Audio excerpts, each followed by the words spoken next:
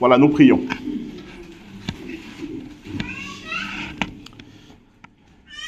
Dieu notre Père, au moment d'ouvrir ta parole, nous te demandons la lumière du Saint-Esprit. Car nous savons que c'est le Saint-Esprit qui a inspiré ces Écritures et que c'est lui qui a la clé de compréhension et que c'est lui qui peut nous aider à en tirer des directives pour nos vies. Oui, Père, nous voulons à travers toute cette prédication, tout ce temps d'enseignement, nous voulons être à ton écoute. Tu sais ce qui dans nos vies vient faire obstacle à ta parole. Tu connais l'œuvre du serpent et tu sais comment il vient détruire tes promesses. Alors aide-nous, Seigneur, à entendre. Aide-nous à comprendre. Aide-nous à garder. Aide-nous à mettre en pratique et à vivre tout ce que ta volonté nous commandera de faire à travers, Seigneur, ce temps d'enseignement. Nous te le demandons au nom de Jésus-Christ, notre Seigneur. Amen.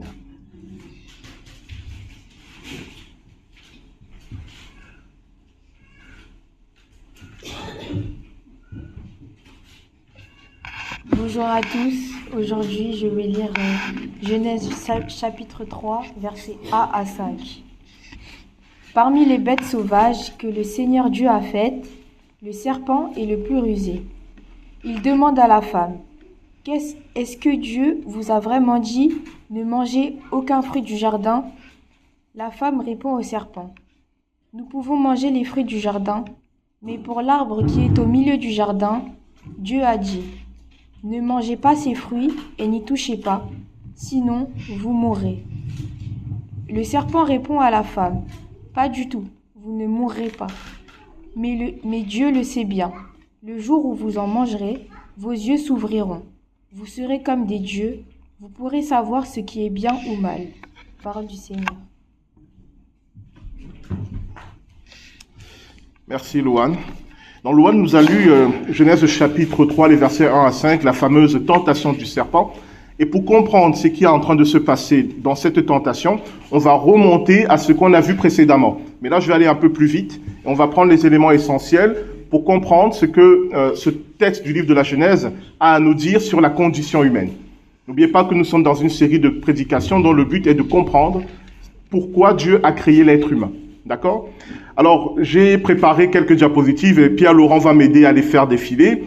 J'avoue que j'ai fait ce travail un peu à l'arrache, donc je m'excuse s'il y a des petits fautes d'orthographe, de grammaire, des coquilles. S'il vous plaît, soyez indulgents. J'ai eu un week-end chargé, donc voilà, je compte sur vous.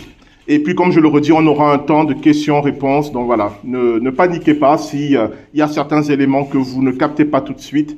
Laissez-vous porter par le truc et faites confiance au Seigneur pour attirer votre attention sur ce qui est essentiel. Alors nous allons reprendre ce texte que nous avons vu dans Genèse chapitre 1, les versets 26 à 27, où il est dit, Dieu dit, faisons l'homme à notre image et selon notre ressemblance. On avait vu que l'homme, l'être humain, est créé le 6e jour comme tous les autres animaux, ce qui veut dire que l'être humain appartient au règne animal. C'est un animal, mais c'est un animal particulier que Dieu a créé à son image pour qu'il devienne à sa ressemblance. Et c'est ça qu'on va un peu voir ce matin, comment l'être humain devient la ressemblance de Dieu. On en a parlé un tout petit peu dimanche dernier. Dieu dit, faisons l'être humain à notre image. Et Dieu crée l'être humain à son image en le créant avec 3 dimensions essentielles qui sont le corps, l'âme et l'esprit. Tu peux passer, Pierre-Laurent. Le corps, l'âme et l'esprit. Alors pourquoi c'est important ? Parce que à travers ces 3 dimensions, le corps, l'âme et l'esprit, l'être humain est à l'image de Dieu. J'attire votre attention que dans Genèse chapitre 1, Dieu est appelé Elohim. On en a parlé la dernière fois. Or, Elohim est un mot au pluriel. Ce qui veut dire que littéralement, on devrait traduire ce mot en disant les dieux. Et non pas Dieu, mais les dieux au pluriel. Sauf que, en hébreu, ce terme Elohim, qui est un terme pluriel, il est toujours utilisé avec des verbes au singulier. Par exemple, on nous dit au commencement, Elohim créa les cieux et la terre. Littéralement, c'est au commencement, les dieux créa le ciel et la terre. Donc, la Bible nous dit que Dieu est à la fois pluriel et un. Pour le désigner, on utilise un mot au pluriel, mais pour nous montrer comment il agit, on utilise des termes au singulier. C'est de là, entre autres, que vient la notion de la Trinité. Et on comprend que dans la création, ceux qui sont à l'œuvre, c'est le Père, le Fils et le Saint-Esprit. C'est pour ça qu'on utilise un mot au pluriel, mais qui agit au singulier, c'est la Trinité. On nous dit, dans Genèse chapitre 1, que l'être humain est créé à l'image de la Trinité. Il a un corps. Par son corps, il entre en contact avec la création, avec l'environnement, avec l'essence. Et le corps nous renvoie au Fils dans la Trinité. Dans la Trinité, c'est le Fils qui va s'incarner. C'est le Fils qui va venir dans la création. C'est le Fils qui va interagir avec nous, qui va marcher avec nous, qui va nous connaître. Ça va? On nous dit qu'il a une âme. L'âme, c'est le siège des émotions, des souvenirs, de l'intelligence. Et dans la Trinité, cela se réfère au Saint-Esprit. Je vous ai mis quelques références bibliques. Galates chapitre 5, verset 22, qui nous parle du fruit de l'Esprit, ce que le Saint-Esprit produit en nous lorsqu'il vient en nous. Et vous allez voir que ce sont des choses qui relèvent de l'intelligence, des émotions, des souvenirs, des sentiments. J'ai aussi mis Jean chapitre 14, les versets 26 à 27, vous allez voir. Et enfin, l'être humain, il a un esprit qui est le lieu de la communion avec Dieu, qui est le siège de la volonté et de la transcendance. Et dans la Trinité, cela renvoie au Père. Je vous ai mis la référence, Jean chapitre 4, les versets 24, lorsque Jésus dit « Dieu est esprit ». Donc, l'être humain, créé à l'image de la Trinité, il a un corps, une âme et un esprit. On peut continuer, Pierre-Laurent? Genèse chapitre 2, les versets 15 à 17. L'Éternel Dieu prit l'homme et le plaça dans le jardin d'Éden pour le cultiver et pour le garder. L'Éternel Dieu donna cet ordre à l'homme: tu pourras manger de tous les arbres du jardin, mais tu ne mangeras pas de l'arbre de la connaissance du bien et du mal, car le jour où tu en mangeras, tu mourras. En réalité, le jardin d'Éden est une figure pour nous parler de l'esprit de l'être humain. Je vous avais dit que toute cette histoire du jardin d'Éden est une parabole pour nous décrire ce qui se passe à l'intérieur d'un être humain lorsqu'il entre en relation avec Dieu. Le jardin d'Éden est l'image que la Bible utilise pour nous parler de l'esprit de l'être humain, c'est-à-dire cette partie en nous où nous entrons en communion avec Dieu. Et c'est pour cela que dans Genèse chapitre 2, on nous dit que l'être humain et Dieu travaillent ensemble dans le jardin.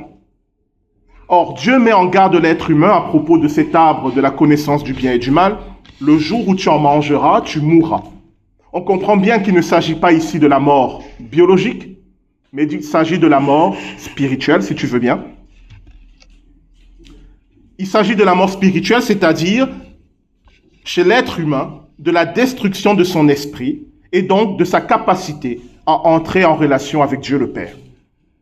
La mort dont Dieu parle ici, c'est que si l'être humain choisit de s'émanciper de Dieu, de parvenir à cette ressemblance de Dieu sans l'aide de Dieu, alors cela mettra fin à la vie de l'esprit. Ça sera une mort spirituelle. Je vous ai mis une référence, Apocalypse 20, versets 12 à 15. Ça va toujours? Pierre-Laurent, c'est bon. L'Éternel Dieu dit, il n'est pas bon que l'homme soit seul. Je lui ferai une aide semblable à lui. Il n'est pas bon que l'homme soit seul. Si on a à l'intérieur d'un être humain, de quelle solitude parle-t-on? Dans la traduction, on nous dit, il n'est pas bon que l'homme soit seul. Cela veut dire, monsieur, que si vous n'avez pas une petite madame à vos côtés, la vie n'aura pas le même goût, le même éclat. C'est pas faux, mesdames, hein, je dis pas. Mais c'est pas ce dont parle la Bible ici, puisqu'on est à l'intérieur d'un être humain, et on nous a dit dans Genèse chapitre 1 que Dieu a créé l'être humain, homme et femme, donc il y a des hommes, il y a des femmes, mais on nous dit, il n'est pas bon que l'homme soit seul. Alors en hébreu, le terme qui a été traduit ici par seul, ce n'est pas celui en français qui parle de la solitude, comme on l'imagine, c'est-à-dire quelqu'un qui n'est en contact avec personne. Ce n'est pas de cela dont il s'agit. Pour le comprendre, il faut lire la suite du texte. Il n'est pas bon que l'homme soit seul, je lui ferai une aide semblable à lui. l'Éternel Dieu forma de la terre tous les animaux des champs et tous les oiseaux du ciel. Il les fit venir vers l'homme pour voir comment il les appellerait, afin que tout être vivant portât le nom que Dieu lui donnerait. Et l'homme donna des noms à tout le bétail. Ici, la Bible nous dit quelque chose d'extraordinaire. Quand l'être humain entre en relation avec Dieu, la première chose qu'il acquiert, c'est la capacité technique, scientifique. Pourquoi? Parce que dans la Bible, donner un nom à quelque chose ou à un être, ce n'est pas comme lorsque nous donnons des noms à nos chiens ou à nos chats. C'est arriver à décrire parfaitement ce qu'est cette chose. Donner un nom, cela veut dire qu'on a compris l'essence même de la chose. On a compris ce qu'elle était, on a compris comment elle fonctionne. On peut la décrire, c'est cela le nom. Typiquement, bon, moi je m'appelle Guy Bertrand, mais ce prénom ne dit rien de moi. Il ne dit rien de mon caractère, il ne dit rien de mes goûts, il ne dit rien de ma destinée. Alors que dans le royaume de Dieu, j'ai un nom qui dit parfaitement qui je suis. Et en réalité, pour chacun d'entre nous, le but c'est de réaliser quel est le nom qui nous a été donné au ciel. Donc quand on nous dit ici que l'être humain était capable de nommer les animaux, cela veut dire qu'il était capable de les comprendre, de les décrire, de comprendre leur fonctionnement. L'être humain acquiert la capacité technique. Il commence, dans sa relation avec Dieu, à comprendre la relation de Dieu. On est passé d'un être humain animal qui entre en relation avec Dieu et qui devient un être humain technicien, scientifique, capable de comprendre la création, capable de nommer les choses. Mais pourquoi Dieu a fait ça? Pourquoi Dieu dit il n'est pas bon que l'être humain soit seul et Dieu amène l'être humain à acquérir un raisonnement qui lui permet de comprendre la création? Parce que Dieu veut que l'être humain prenne conscience de quelque chose de fondamental, c'est qu'il est dans toute la création. Il y a une seule chose que l'être humain ne peut pas nommer, c'est... Non. Oui, c'est Dieu, c'est vrai, c'est Dieu. Désolé Agnès, tu as raison, c'est Dieu. Mais Dieu est absolu, par essence, on ne peut pas le nommer. Mais je dis dans la création. C'est lui-même. C'est lui-même. Il arrive à donner un nom à tous les animaux, il arrive à comprendre les éléments de la création, mais il n'arrive pas à se comprendre lui-même. Et c'est ça qui est dit quand il est dit, il n'est pas bon que l'être humain soit seul. La solitude, le terme hébreu qu'on a traduit ici par seul, c'est un terme qui décrit un être humain qui est à la fois renfermé sur lui-même, mais qui est à la fois ignorant de lui-même. Et Dieu l'amène à prendre conscience qu'il ne connaît pas, qu'il ne se connaît pas lui-même. Vous me suivez? C'est important. On passe d'un être animal qui acquiert la connaissance de la création, un être technicien, et l'étape suivante, il faut qu'il prenne conscience qu'il ne se connaît pas lui-même, il faut qu'il prenne conscience qu'il doit apprendre à se penser lui-même. Et c'est Dieu qui le conduit. Donc, l'interprétation selon laquelle, dans le jardin d'Éden, Dieu veut que l'être humain soit ignorant, soit bête, pour qu'il reste sous son contrôle, elle est complètement fausse. La Bible nous dit l'inverse. Dieu prend un animal et l'amène étape par étape à devenir un être de plus en plus ressemblant à Dieu. C'est ça qui nous est décrit à travers cette parabole. C'est bon? Bien, Laurent. Et c'est pour ça que j'ai mis ça. De sa relation avec Dieu, l'être humain s'éveille à la vie technique et scientifique, le rendant capable de comprendre la création et de la nommer. Et pourtant, l'être humain ne se comprend pas lui-même en tant que créature de Dieu. Et je vous ai mis une référence, Jérémie chapitre 17, verset 9. Le cœur, ce qui est entre parenthèses, c'est moi qui l'ai rajouté dans le texte biblique. Le cœur, siège de l'âme dans la Bible, est tortueux, plus que toute autre chose, et il est incurable, qui pourrait le connaître? La Bible dit, le cœur de l'être humain, siège de son intelligence, de ses émotions, de ses souvenirs, est tortueux par-dessus tout, qui peut le connaître? Sous-entendu, l'être humain, par lui-même, ne peut pas se connaître. Il faut que Dieu le guide. Il faut que Dieu lui ouvre les portes. Diapo suivante. Alors ça, c'est ce qu'on avait vu la dernière fois, je vous l'ai remis. Certains m'ont posé la question, lorsque j'avais donné cette explication, qui est ce fameux père et cette fameuse mère que le principe de justice doit quitter? Alors, je vais prendre un temps pour vous l'expliquer, même si ceux qui n'étaient pas là dimanche dernier vont trouver ça un peu complexe et bizarre. On va quand même essayer, d'accord?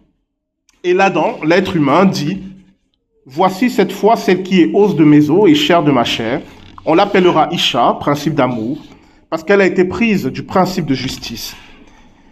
C'est pourquoi le principe de justice quittera son père, et j'ai mis l'explication, principe de lumière qui renvoie à Dieu le Père, et sa mère, principe de vie qui renvoie au Saint-Esprit, et s'attachera au principe d'amour, et ils deviendront une seule chair. » Alors je sais, c'est compliqué, c'est tout. Alors j'ai mis une explication beaucoup plus claire. Si tu veux bien, Pierre-Laurent, la diapo suivante. L'explication, c'est l'apôtre Paul qui nous la donne dans Éphésiens, chapitre 5, les versets 31 à 33. Dans cette lettre aux Éphésiens, l'apôtre Paul donne des recommandations aux couples mariés.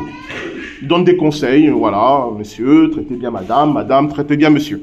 Et puis en plein milieu, il dit ça, qui est affiché. Il redit ce passage de Genèse.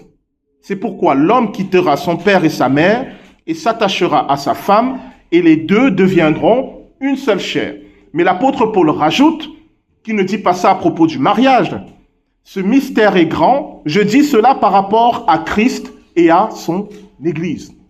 C'est-à-dire que l'apôtre Paul, c'est ce que je vous disais la dernière fois, avait bien compris que ce passage du livre de la Genèse ne parle pas du mariage, mais il parle, c'est une prophétie qui annonce l'œuvre du Messie, qui est celui qui va réconcilier le principe de justice et le principe d'amour.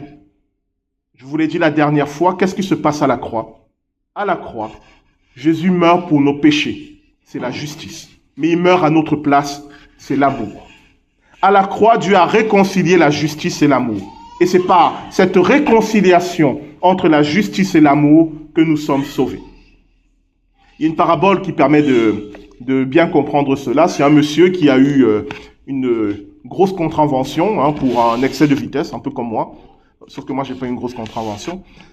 Et il se retrouve devant le juge, sauf que le juge, c'est un ami d'enfance. Donc il se dit, chouette, super, il me connaît, donc il va m'aider, il va me relaxer, voilà, il va trouver un moyen de me sortir de cet embarras. Alors il se présente devant le juge, et le juge, voilà, rend son verdict, il doit payer l'amende dans son maximum, il n'y a pas d'excuse, il n'y a pas de passe-droit. Alors il sort du tribunal en colère, il dit, mais comment il me fait ça? On se connaît depuis longtemps, c'est mon meilleur ami, et il me traite comme ça. Il voit le juge qui sort, qui vient vers lui, il vient, il est en colère, il dit, comment tu as pu me faire ça? Et le juge sort un chèque, il lui dit, quand je suis dans le tribunal, je suis le juge et j'applique la justice. Mais hors du tribunal, je suis ton ami. Tiens, voici un chèque pour payer ton amende. C'est une parabole qui nous parle de Dieu. Dieu est juste. Il n'appellera jamais le mal bien pour nous faire plaisir. Il ne va jamais transiger avec l'injustice et avec le mal. Mais Dieu est aussi un amour. Il sera toujours le premier à nous aider chaque fois que nous serons, par nos propres fautes, dans le péché, dans l'injustice et dans le mal. C'est ça la réconciliation entre la justice et l'amour. Quand nous faisons quelque chose de mal, Dieu dira c'est mal. Même s'il nous aime, même si on ne veut pas l'entendre, il nous dira ce que tu as fait c'est mal. Mais il rajoutera parce qu'il nous aime, je vais t'aider à devenir meilleur afin que tu ne refasses plus le mal. C'est ça la croix. C'est ça cette réconciliation entre le principe de justice et d'amour. Récapitulons par rapport à l'être humain. Qu'est-ce qui se passe? On a un être animal qui entre en relation avec Dieu et devient un être technicien. Mais Dieu lui montre qu'il ne se connaît pas lui-même et avec l'aide de Dieu, il accède à cette connaissance de ce principe de justice et d'amour. Et Dieu lui révèle à travers cette prophétie dont parle l'apôtre Paul que pour harmoniser et équilibrer la justice et l'amour, cela ne se fera que par l'œuvre du Messie. Le Messie est celui qui quitte son père et sa mère, c'est-à-dire le Père et le Saint-Esprit, pour s'attacher à son Église et pour faire pain. Le Messie est celui qui va apprendre à l'être humain à harmoniser, à équilibrer la justice et l'amour. Ça va jusque-là? On reviendra sur ce point. Diapo suivante. Et on arrive enfin au passage que Louane nous a lu. Il fallait faire tout ce qu'on a fait précédemment pour comprendre ce qui se passe Genèse chapitre 3, verset 1, le serpent était le plus rusé de tous les animaux des champs que l'Éternel Dieu avait fait. Moi, pendant longtemps, quand je lisais ce passage, je ne comprenais pas. Je ne comprenais pas parce que je lis le livre de la Genèse, c'est cohérent, c'est logique. Dieu crée les animaux, Dieu crée l'être humain, et puis soudainement, on a un animal qui parle. Je dis, ça sort d'où cet animal qui est capable de parler? Depuis le début de la Bible, on ne me dit pas que les animaux savent parler, et soudainement, on me dit que le serpent sait parler. Et non seulement il sait parler, mais c'est aussi un théologien, puisqu'il dit, Dieu a-t-il vraiment dit? Ça sort d'où que le serpent connaît la parole de Dieu? Ce texte n'est pas très clair. Il pose plus de questions. Pourquoi ce serpent parle? Est-ce que tous les serpents parlent? Ou est-ce que c'était un serpent particulier qui parlait? Est-ce que tous les serpents sont théologiens, si on le prend au sens littéral? Vous voyez, il n'est pas clair du tout. Et si on comprend que nous sommes à l'intérieur d'un être humain, alors le serpent représente quelque chose, je t'en prie. Et que représente le serpent? Qu'est-ce que le serpent? En hébreu, c'est Narash, que j'ai mis entre parenthèses. Alors, je l'ai fait comme pour, vous vous souvenez, la dernière fois, on l'avait fait pour l'homme et la femme, hein, Ish et Isha. On avait analysé en hébreu ce que cela voulait dire. J'ai fait la même chose pour le serpent. Vous avez en premier, les trois premiers, c'est l'analyse des différentes lettres qui composent ce mot. Et les deux derniers, c'est mon interprétation. Donc, dans Narash, voilà les notions que l'on retrouve. Un état violent de l'âme, un cri de douleur. Tout ce qui est déchiré, lacéré et mis en déroute. La continuité de l'existence par la production d'une chose nouvelle à partir d'une chose ancienne. Un mouvement violent, violent et désordonné, une ardeur interne. Cela veut dire que quand vous prenez les lettres hébraïques qui composent le mot Narash, vous avez toutes ces notions-là qui ressortent. Et quand on les interprète, voilà l'interprétation que je vous propose, le serpent est la faculté d'adaptation de l'être humain aux différents éléments et aux bouleversements de la création. Le serpent représente l'intelligence naturelle de l'être humain en tant qu'être animal. Cela veut dire que le serpent n'est pas une chose mauvaise en soi. Le serpent, c'est la faculté que Dieu a donnée à l'être humain de pouvoir s'adapter au changement, au bouleversement. Le serpent est cette intelligence naturelle qui fait que l'être humain est le plus intelligent de tous les animaux que Dieu a créés. Il s'adapte mieux que tous les autres animaux que Dieu a créés. C'est pour cela qu'on nous présente le serpent non pas comme quelque chose de mauvais, mais quelque chose que Dieu a créé. Ça vous va? Le serpent, c'est notre intelligence naturelle, notre intelligence animale. Et c'est cette intelligence naturelle animale en nous qui va s'opposer à la parole de Dieu, à la promesse de Dieu. Tu veux bien? Pourquoi ce mot pour désigner l'animal, le serpent? Pourquoi on a pris le mot Narash, qui décrit l'intelligence naturelle de l'être humain, pour désigner le reptile, qui est le serpent? Eh bien, la réponse se trouve dans Jérémie, chapitre 17, verset 9, qu'on a vu tout à l'heure. Le cœur de l'être humain est tortueux, plus que toute autre chose. Il est incurable, qui pourrait le connaître? Le cœur de l'être humain, c'est-à-dire l'intelligence de l'être humain, est tortueuse. Cela veut dire quoi? Cela veut dire que lorsqu'elle rencontre un obstacle, elle a la capacité de faire des détours. Mais ce n'est pas mauvais en soi, c'est ça qui permet à l'être humain de s'adapter.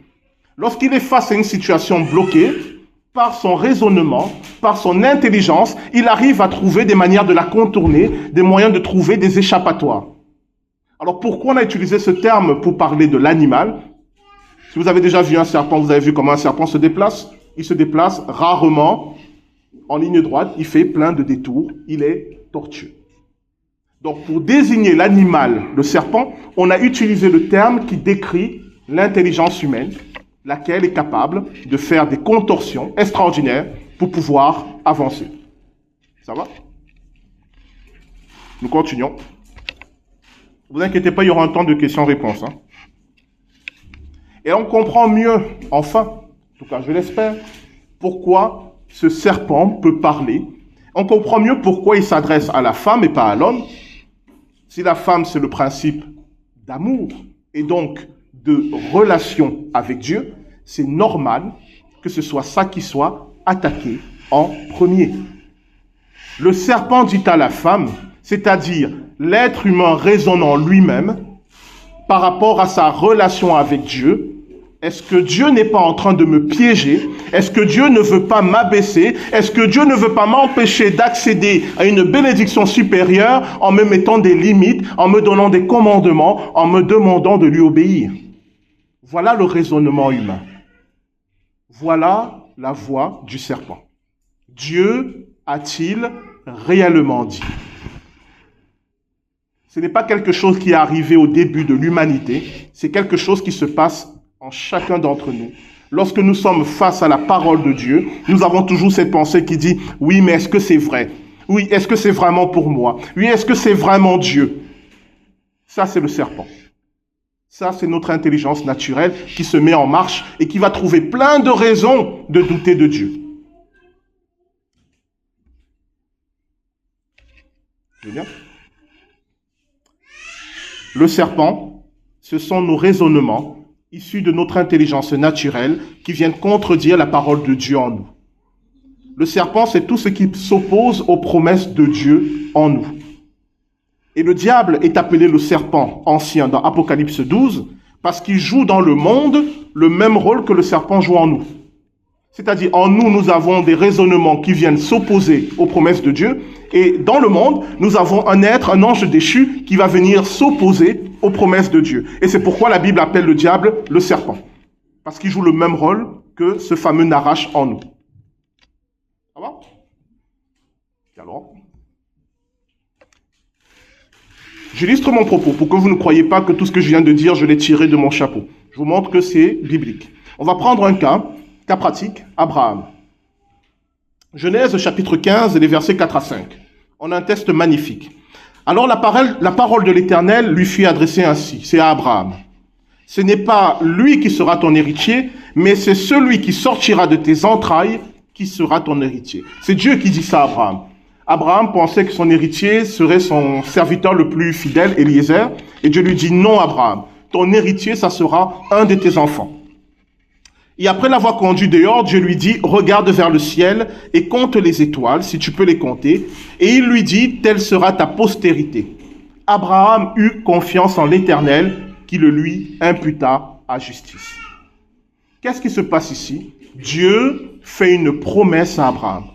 Abraham est âgé, la femme d'Abraham est âgée. Mais Dieu lui dit, vous aurez des enfants. Et Abraham croit en la parole de Dieu. Abraham croit dans la promesse de Dieu, et parce qu'il fait confiance en Dieu, parce qu'il a la foi, Dieu le déclare juste. C'est magnifique ce qui vient de se passer. Mais regardez ce qui se passe par la suite. Genèse chapitre 16, des versets 1 à 4. Sarai, femme d'Abraham, ne lui avait pas donné d'enfant, malgré la promesse de Dieu. Elle avait une servante égyptienne nommée Agar. Et Sarai dit à Abraham, « Voici, l'Éternel m'a rendu stérile. Viens, je te prie, vers ma servante. Peut-être aurai-je par elle des enfants. » Abraham écouta la voix de Sarai. Alors Sarai, femme d'Abraham, prit Agar, l'Égyptienne, sa servante, et la donna pour femme à Abraham, son mari. Après qu'Abraham eut habité 10 années dans le pays de Canaan, il alla vers Agar et elle devint enceinte. Quand elle se vit enceinte, elle regarda sa maîtresse avec mépris. Si vous ne comprenez pas ce qui se passe dans Genèse chapitre 2, avec cette histoire du serpent, vous ne pouvez pas comprendre pourquoi Abraham, un homme qui a la foi, un homme qui croit dans les promesses de Dieu, pourquoi il fait une telle chose, c'est-à-dire, il désobéit à Dieu. Dieu lui a fait une promesse, mais se met en œuvre chez Sarah comme chez Abraham, un raisonnement qui leur dit, Dieu a fait une promesse, mais il tarde à tenir sa promesse, alors on va aider Dieu. Avec notre intelligence humaine, on va trouver un moyen de faire advenir la promesse de Dieu par nous-mêmes. On va prendre une mère porteuse, elle va avoir un enfant, et cet enfant va devenir notre enfant. Cet enfant, ça sera Ismaël, et si vous connaissez un peu les prophéties, vous savez que ce qu'ils ont fait, nous en payons encore le prix aujourd'hui. Car la haine entre Ismaël et Isaac continue encore aujourd'hui. Voilà comment un homme de foi, Abraham, par un raisonnement humain, est venu contrecarrer la promesse de Dieu. Car Dieu lui a dit, je vais te donner un enfant. Il n'a pas dit à Abraham, mets tout en œuvre pour avoir un enfant. Quand Dieu fait une promesse, il tient sa promesse. Il n'a pas besoin de notre aide pour tenir la promesse qu'il nous fait. La fameuse sentence qui dit « aide-toi et le ciel t'aidera » n'est pas biblique. Je dirais même elle est anti-biblique. Vous ne trouverez nulle part dans la Bible cette notion qu'il faut faire par nous-mêmes pour que Dieu vienne nous aider. Ça ne marche pas comme ça. Soit Dieu a promis quelque chose et il le fera, soit il n'a rien promis, alors ça ne sert à rien d'essayer. Dieu a fait une promesse à Abraham. Il va tenir sa promesse. Il n'avait pas besoin de l'aide de Sarah et d'Abraham et de Hagar pour tenir sa promesse. Vous avez ici la description du serpent. Un raisonnement humain et naturel qui vient s'opposer à la promesse de Dieu, à la parole de Dieu. Et ça va même beaucoup plus loin, mais je ne sais pas si j'ai le temps. J'ai le temps? Vous pensez que j'ai le temps? Quand vous lisez la manière dont Adam et Ève mangent le fruit défendu. Ève regarde le fruit, elle le prend, elle donne à son mari et il mange. Pardon.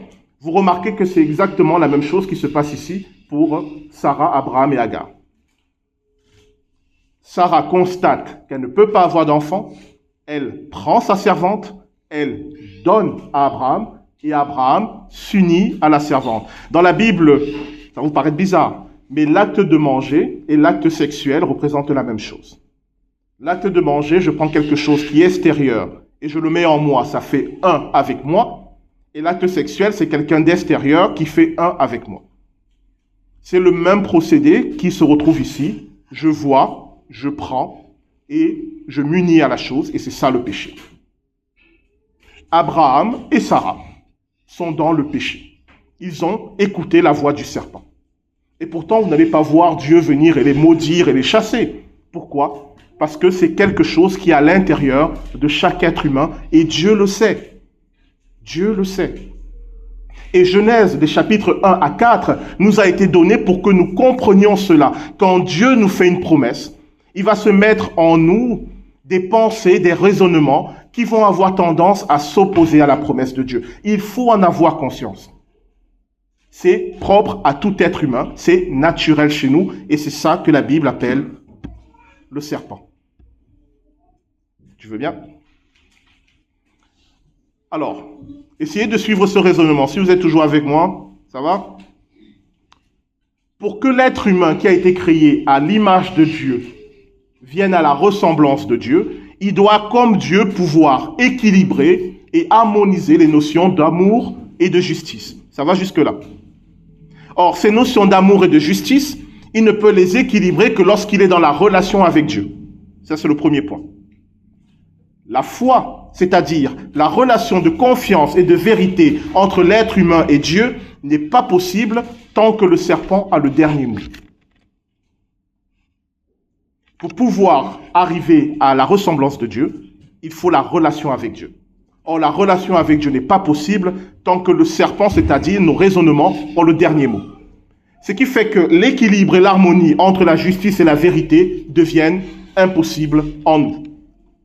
Ce qui fait que l'être humain, créé à l'image de Dieu, ne peut pas être à sa ressemblance.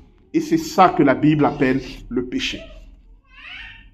Le péché, c'est notre impossibilité naturelle d'arriver à la ressemblance de Dieu. Par nous-mêmes, nous ne pouvons pas arriver à la ressemblance de Dieu. Pourquoi? Parce qu'il y a en nous cette intelligence naturelle, ces raisonnements qui viennent s'opposer à la parole de Dieu. C'est une situation, le péché. Une impossibilité propre à l'être humain.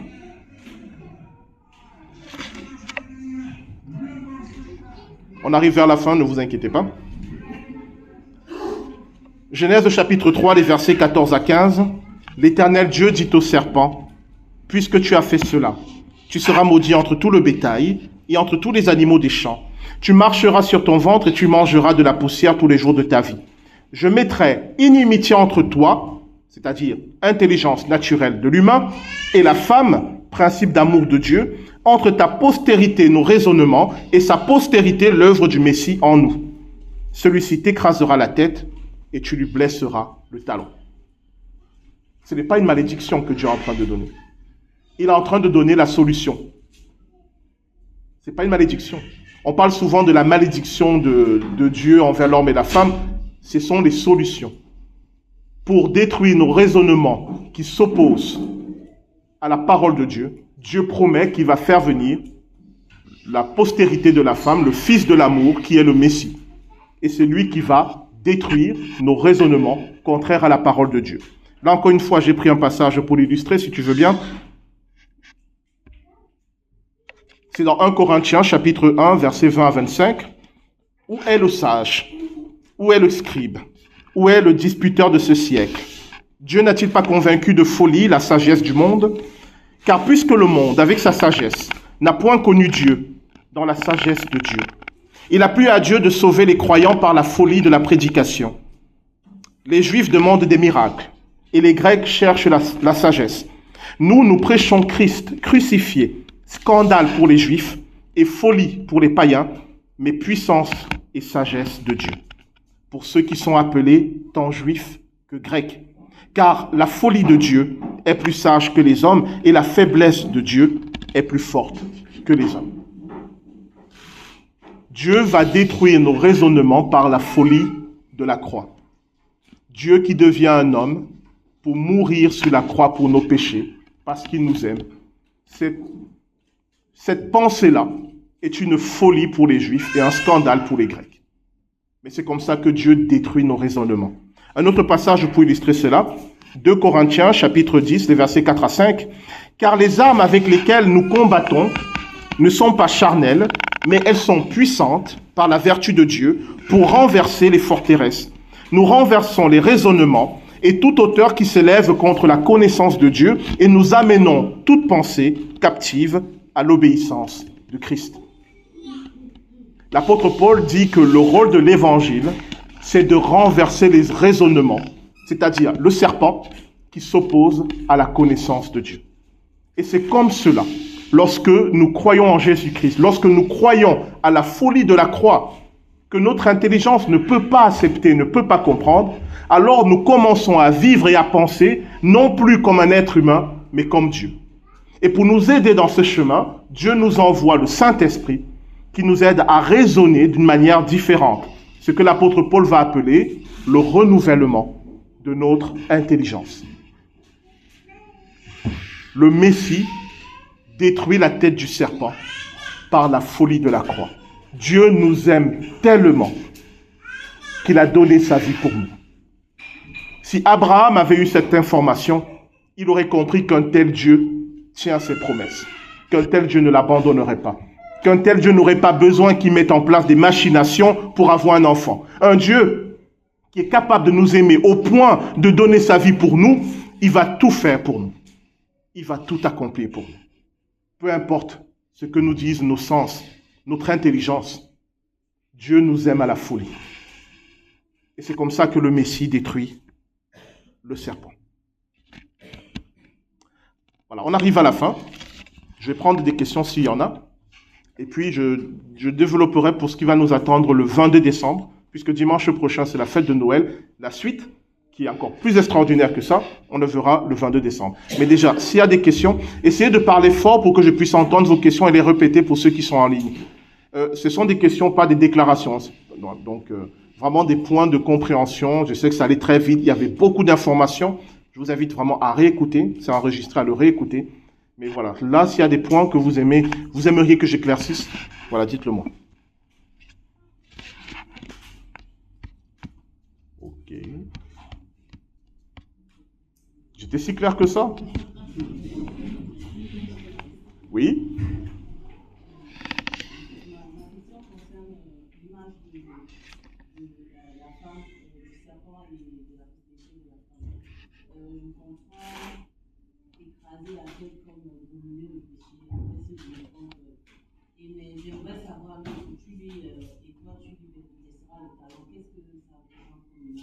Voilà. Donc je répète pour ceux qui sont en ligne l'image de la postérité de la femme et de la postérité du serpent, où il est dit que la postérité de la femme écrasera la tête du serpent. Et qu'est-ce que ça veut dire que le serpent blessera le talon? Voilà, c'est ça la question.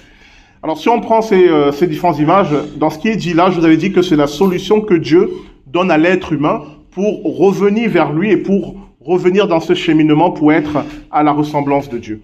Donc, on a vu que la postérité de la femme, en hébreu, postérité, c'est au masculin singulier. Donc, c'est le descendant de la femme, c'est-à-dire le Messie, va venir en nous détruire nos raisonnements qui nous éloignent de Dieu. Et en même temps, le descendant du serpent, j'ai mis ici deux raisonnements, mais prophétiquement, c'est l'Antichrist, va faire quelque chose qui est illustré par blesser le talon. Alors, c'est très difficile à comprendre en nous ce que veut dire blesser le talon, mais on le comprend prophétiquement. Si je comprends ce que ça veut dire écraser la tête du serpent en nous, c'est-à-dire détruire nos raisonnements, pour le moment, je ne comprends pas ce que ça veut dire blesser le talon chez nous, à l'intérieur d'un être humain. Mais je comprends ce que ça veut dire prophétiquement, puisque pendant longtemps, on ne comprenait pas le sens de cette parole. Et puis, il y a eu des archéologues qui ont retrouvé le squelette d'un homme crucifié. C'était une mise à mort très courante chez les Perses et chez les Romains. Ils ont remarqué qu'il avait le talon fracassé. Pourquoi? Parce que dans la crucifixion, on met un clou dans les pieds, et en fait, ce clou, il va fendre, transpercer le talon. Donc, cette prophétie s'est accomplie au moment de la crucifixion du Christ. Il a eu le talon blessé par le clou de la crucifixion, ça on en est sûr. Donc, prophétiquement, cela s'est accompli comme cela. Mais en nous, je reconnais, pour le moment, je ne sais pas ce que ça veut dire que le serpent va nous blesser le talon. Je ne sais pas ce que représente le talon dans l'être humain. Donc, je suis désolé, je peux répondre à moitié à la question. Y a-t-il d'autres?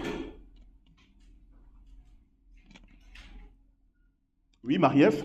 Comment ça se fait qu'avec, malgré l'arrivée du Messie et notre foi, nous n'arrivons toujours pas à harmoniser justice et amour? Alors, comment ça se fait que malgré l'arrivée du Messie et la foi que nous avons dans le Messie, nous n'arrivons toujours pas à harmoniser justice et amour? Je dirais que nous n'y arriverons pas tant que nous serons dans ce monde. Harmoniser la justice et l'amour, c'est la perfection de Dieu. Si on y arrive dans ce monde, sur cette terre, cela veut dire que nous devenons des dieux. Nous devenons parfaits. Or, même si j'aimerais qu'on soit parfait, la Bible nous dit que la perfection n'est pas de ce monde. Cette perfection-là, nous l'atteindrons lorsque le Seigneur Jésus reviendra. Mais nous cheminons vers cette perfection. C'est toujours un processus, une dynamique dans laquelle nous sommes invités à entrer. Et même si nous n'arrivons pas au bout sur cette terre, nous y arriverons quand nous serons face à Dieu. Donc, même si nous ne sommes pas parfaits, nous tendons vers la perfection. Et c'est tout l'encouragement que nous donne la parole de Dieu. Ne vous découragez pas lorsque sur ce chemin vers la perfection, il y a des chutes, il y a des reculs. Ne perdez pas courage, faites confiance à Dieu, il vous donnera la force de vous relever et d'avancer. Voilà. D'autres questions?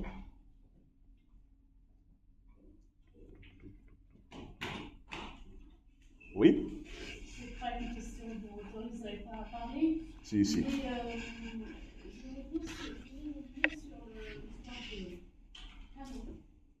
Le talon, c'est le pied, d'ailleurs vous avez ça dans l'idée, le pied qui nous permet de rester debout. Donc, quand on a pris le talon valide, eh bien, on ne peut pas rester debout longtemps.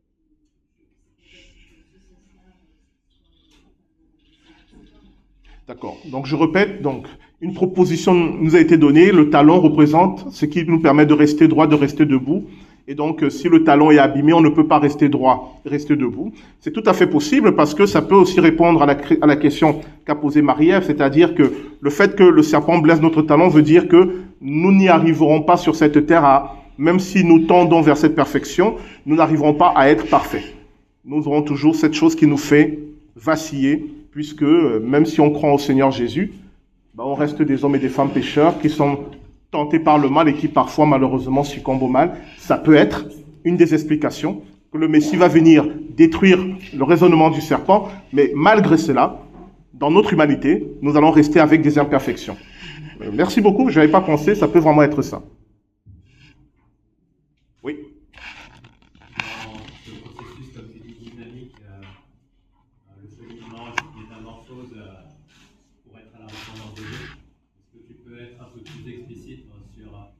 façon dont cette harmonisation des principes justice et amour se traduit sur les trois ordres, âme, corps, esprit, comment remettre ça dans le bon sens? Alors, Jean-Paul me demande d'être plus explicite dans ce processus d'harmonisation et d'équilibre entre justice et amour. Est-ce que je peux expliquer comment ces trois éléments dans le corps, l'âme et l'esprit vont comment la justice et l'amour vont s'équilibrer dans le corps, l'âme et l'esprit? C'est une excellente question à laquelle je répondrai le 22 décembre. C'est prévu.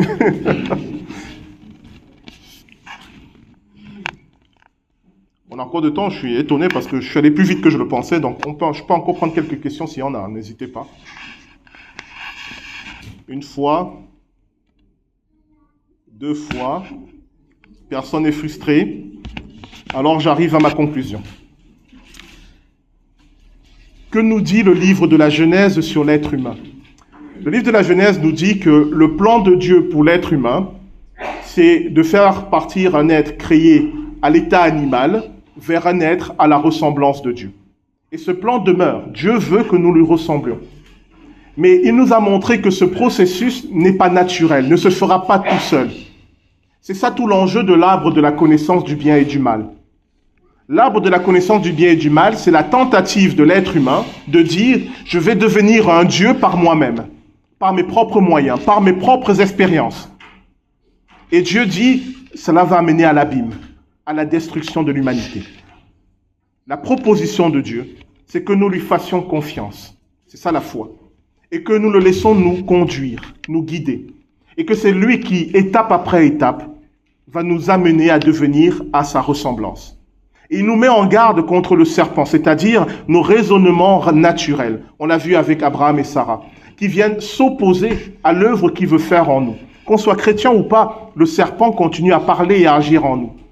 Mais il nous a donné un moyen et une solution. Lorsque nous reconnaissons Jésus-Christ comme le guide, le maître de notre vie, alors le Saint-Esprit vient en nous. Et il met en œuvre des choses dont on va parler le 22 décembre, qui détruisent en nous les raisonnements du serpent. Et c'est comme ça que progressivement, petit à petit, nous qui sommes créés à l'image de Dieu, nous devenons à sa ressemblance. C'est ça qui nous est raconté dans Genèse, du chapitre 1 au chapitre 4. La Bible nous décrit ce qu'est l'être humain, comment il est empêché d'être à la ressemblance de Dieu, et comment Dieu a trouvé la solution pour que cette ressemblance puisse être possible. Alors on va prier. On va demander à Dieu de faire taire en nous le serpent.